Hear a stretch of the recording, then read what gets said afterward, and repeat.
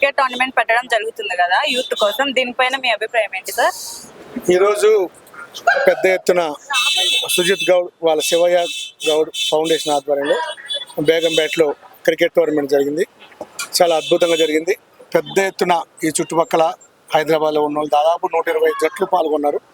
ఆ కార్యక్రమానికి ప్రైజ్ డిస్ట్రిబ్యూషన్కు ముఖ్య అతిథులుగా నేను, మా కూకట్పల్లి ఇన్ఛార్జి టీపీసీ ఉపాధ్యక్షుడు బండి రమేష్ గారు మేము వచ్చి కార్యక్రమాన్ని పాల్గొన్నాము. చాలా అద్భుతంగా ఏర్పాట్లను తయారు చేశారు.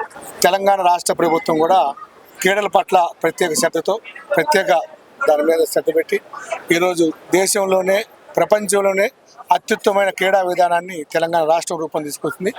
అందులో భాగంగా ఇలాంటి చిన్న చిన్న టోర్నమెంట్స్ వల్ల లోకల్గా ఉన్న పిల్లల్లో ఉన్న క్రీడా అభివృద్ధి, వాళ్ళ క్రీడల మీద ఆసక్తిని బయటచేసేట అవుద్ది. ఇలాంటి కార్యక్రమాన్ని ఏర్పాటు చేసినందుకు ప్రత్యేకంగా తమ్ముడు సుజిత్ గౌడ్ని అభినందన శుభాకాంక్షలు తెలియజేస్తాం.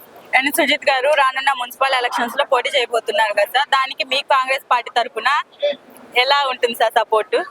కాంగ్రెస్ పార్టీ ఎన్నికలనేది ఇంకా చాలా టైం ఉందమ్మా, ఇంకా 1 year టైం ఉంది. ఇంకా రిజర్వేషన్లు, డివిజన్లు అవన్నీ చాలా జరిగేది ఉంది. కాంగ్రెస్ పార్టీ గొప్పతనం ఏంటంటే ఇది 140 సంవత్సరాల పురాతనమైన పార్టీ. దీంట్లో అందరూ పోటీ పడుతూ ఉంటారు. చివరికి ఆ భగవంతుని అనుగ్రహం ఎవరికి ఉందో, ఎవరు టికెట్ దక్కిందో, ఎవరు టికెట్ వచ్చినా అందరూ కలిసి పని చేయాలి, కలిసి ఉండాలని చెప్పి కాంగ్రెస్ పార్టీ సిద్ధాంతం, కాంగ్రెస్ పార్టీ కోరిక.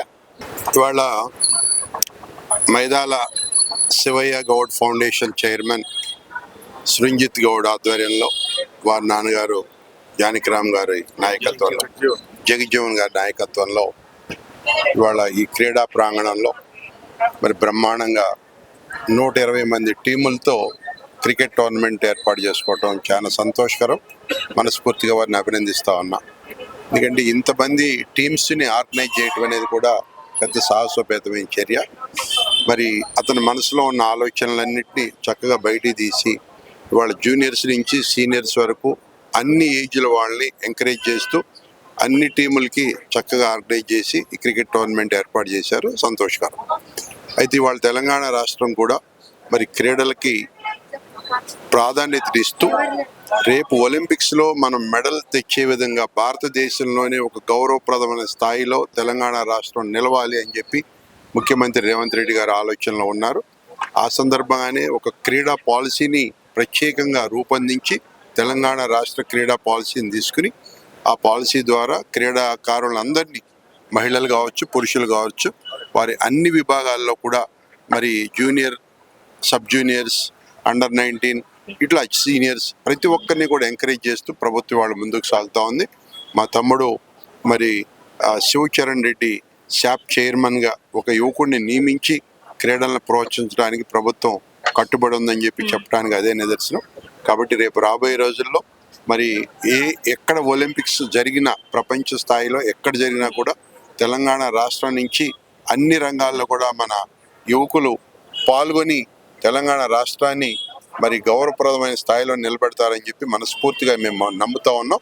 అందుకు ప్రభుత్వం తరపు నుంచి చేయాల్సిన ప్రతి కార్యక్రమాన్ని కూడా మేము చేయడానికి సిద్ధంగా ఉన్నాం. రేవంత్ రెడ్డి గారి గురించి ఒక మాటలో చెప్పాలంటే ఏం చెప్తారు సార్? రేవంత్ రెడ్డి గారు ఒక విజనరీ లీడర్. ఇవాళ తెలంగాణ రాష్ట్రానికి ఆయన ఒక అద్భుతమైన లీడర్గా ఆయన దొరకడం జరిగింది. తెలంగాణ ప్రజలు పూర్వజన్మ అదృష్టం అని చెప్పి నేను భావిస్తా ఉన్నా. ఎందుకంటే అటువంటి యంగ్ అండ్ డైనమిక్ లీడర్ ఇవాళ మనకు ముఖ్యమంత్రిగా రావటం, ఇవాళ ఆయన రోజుకి 16 గంటలు కృషి చేస్తూ ఏదైతే ప్రజలు ఆయన మీద నమ్మకంతో ఈ బాధ్యత అప్పచెప్పారో, ఇటు ప్రజలకు కానీ అటు కాంగ్రెస్ పార్టీకి కానీ మాట నిలబెట్టాలి.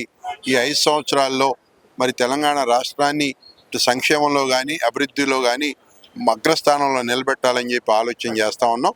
ఇవాళ భారతదేశంలోనే ఎక్కడా లేనటువంటి అనేకమైన సంక్షేమ పథకాలను మనం తీసుకుని, మరి దానికి ఉదాహరణ చెప్తానమ్మా, దేశంలో ఎక్కడా లేని సన్న బియ్యం పథకం, ముఖ్యంగా పేదలు సన్న బియ్యం తినాలి ధనికులతో పాటు అని చెప్పి ఒక గొప్ప ఆలోచన చేసి ఇవాళ పేదలకి వరం అది. ఇవాళ గత టీఆర్ఎస్ ప్రభుత్వం మరి 10 ఏళ్ళు ఎవ్వరికి ఒక రేషన్ కార్డు కూడా ఇవ్వలేదు వాస్తవంగా చెప్పాలంటే. మరి అటువంటి వారందరికీ కూడా మేము ఎవరైతే అర్హులు ఉన్నారో వారందరికీ రేషన్ కార్డ్స్ ఇచ్చి, వైట్ రేషన్ కార్డ్స్, తద్వారా ప్రతి ఇంటికి కూడా మరి ప్రతి మనిషికి 6 కిలోల సన్న బియ్యం అందే విధంగా ప్రభుత్వం చర్య తీసుకోవడం అనేది పేదల పట్ల కాంగ్రెస్ ప్రభుత్వానికి ఉన్న శ్రద్ధ ఏంటో చూపిస్తా ఉన్నాం. మరీ ముఖ్యంగా మహిళల్ని ముందు వరుసలో నిలబెట్టాలని చెప్పి ఇవాళ తెలంగాణలో కోటి మంది మహిళలను కోటీశ్వరులను చేయాలని చెప్పి కంకణబద్దులై ఉన్నాం కాంగ్రెస్ ప్రభుత్వం. ఎందుకంటే దానికి నిదర్శనమే మీరు చూశారు ఈ మధ్య అనేక మరి పెట్రోల్ బంక్ నిర్వహణ అంటే మామూలు మాట కాదు. వాళ్ళు ఒక పెట్రోల్ బంక్ పెట్టాలంటే కోట్ల రూపాయలు ఖర్చు అవుతూ ఉంటుంది. అటువంటి పెట్రోల్ బంక్స్ను కూడా ఇవాళ సెల్ఫ్ హెల్ప్ గ్రూపుల కింద మహిళలకి అప్పచెప్పి మరి వారి సాధికారత కోసం ప్రభుత్వం కృషి చేస్తానికి ఇది నిదర్శనం. అలాగే దగ్గర 1000 పైగా ఎలక్ట్రిక్ బస్సుల్ని నిర్వహణ బాధ్యతని ఈ సెల్ఫ్ హెల్ప్ గ్రూపులకి అప్పచెప్పి దాని మీద వచ్చే ఆదాయం ఏదైనా సంపద అంతా కూడా వారికే చెందాలి, మహిళలకు చెందాలని చెప్పి తెలంగాణ ప్రభుత్వం కట్టుబడి వాళ్ళ మహిళలని అన్ని రంగాల్లో కూడా ముందుంచాలని చెప్పి మా ప్రయత్నం చేస్తా ఉన్నాం. మరి రాబోయే 3 సంవత్సరాల్లో కూడా మహిళలను పెద్ద ఎత్తున అన్ని రంగాల్లో, రేపు రాజకీయ రంగంలో కూడా వారికి అన్ని రకాలుగా ముందుకొచ్చే విధంగా కూడా చర్యలు తీసుకుంటాం. ఈ రకంగా తెలంగాణ రాష్ట్రం ఓ పక్క సంక్షేమంలో కానీ అభివృద్ధిలో కానీ ఇవాళ కూడా ముఖ్యమంత్రి గారు దావాస్లో ఉన్నారు. ఎందుకంటే ప్రత్యక్షమైన పెట్టుబడులు తీసుకొచ్చి హైదరాబాద్ రాష్ట్రంలో ఐటీ రంగంలో కానీ ఇటు మరి ఆర్టిఫిషియల్ ఇంటెలిజెన్సీ రంగంలో కానీ బ్రహ్మాండంగా యువతని ప్రోత్సహించి వారికి ఉద్యోగాలు పొందే విధంగా మేము చర్యలు తీసుకుంటా ఉన్నాం. ఇలా అహర్నిశలు రోజుకి 16 గంటలు పనిచేస్తూ మరి యువకుడైన ముఖ్యమంత్రి రేవంత్ రెడ్డి గారు మరి కష్టపడి తెలంగాణ రాష్ట్రానికి ఆయన సేవలు చేస్తూ ఉన్నాం. రాబోయే రోజుల్లో కూడా 4th సిటీ డెవలప్ చేసి తద్వారా సిటీలో ఉన్న ట్రాఫిక్ ఇంపాక్ట్ తగ్గించాలి. ముఖ్యంగా పరిశ్రమలు బయటికి పోవాలి, ఇండస్ట్రీస్ దూరంగా ఉంటే మరి సిటీలో కూడా ట్రాఫిక్ ఇంపాక్ట్ తగ్గుతుంది.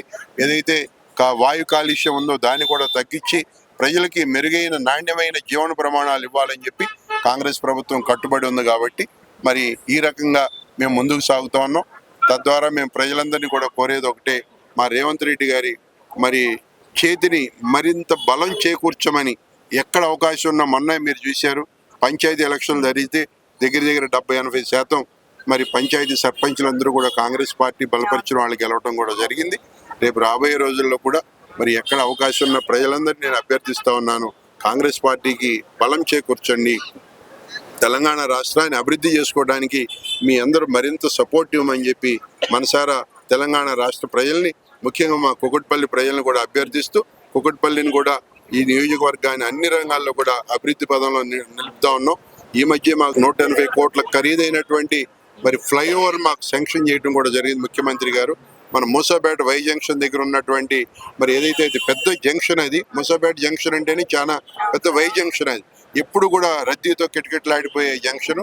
అక్కడ 180 కోట్లతో ఈ మధ్య మాకు ఫ్లైఓవర్ శాంక్షన్ ఇచ్చారు. మరి అది కూడా ఆల్రెడీ వర్క్ స్టార్ట్ అయింది. అలాగే జేఎన్టీయూ జంక్షన్లో కూడా మరి స్కై వాక్ని ఏర్పాటు చేసి, ఎందుకంటే జేఎన్టీయూ విద్యార్థులు అనేక మంది యాక్సిడెంట్స్ అయ్యి ఇబ్బంది పడుతుంటే మరి వారికి ఎలాంటి ముందు మరి ఇది జరగకూడదు, ఇబ్బందులు జరగకూడదనే ఆలోచనతో మరి జేఎన్టీయూ దగ్గర స్కై వాక్ను కూడా ఏర్పాటు చేయడానికి అనేకమైన నిధులు ఏర్పాటు చేయటం, ఈ రకంగా కుకట్పల్లి నియోజకవర్గాన్ని కూడా అన్ని రంగాల్లో కూడా ముందుకు తీసుకెళ్తూ తెలంగాణ ప్రభుత్వం అండదండలతో మేము ముందుకు సాగుతా ఉన్నాం. వాళ్ళ కాంగ్రెస్ పార్టీ నాయకులు మీరు చూశారు, ఒక్క పిలుపుతో సృంజిత్ గౌడ్ పిలిస్తే ఎక్కడ ఎటువంటి చిన్న ఇబ్బంది లేకుండా పిలిచిన ప్రతి ఒక్కరూ కూడా ఈ కార్యక్రమంలో మరి పాల్గొని కార్యక్రమాన్ని విజయవంతం చేయటంలోనే మా సక్సెస్ ఏంటనేది మీకు అర్థమవుతా ఉంది.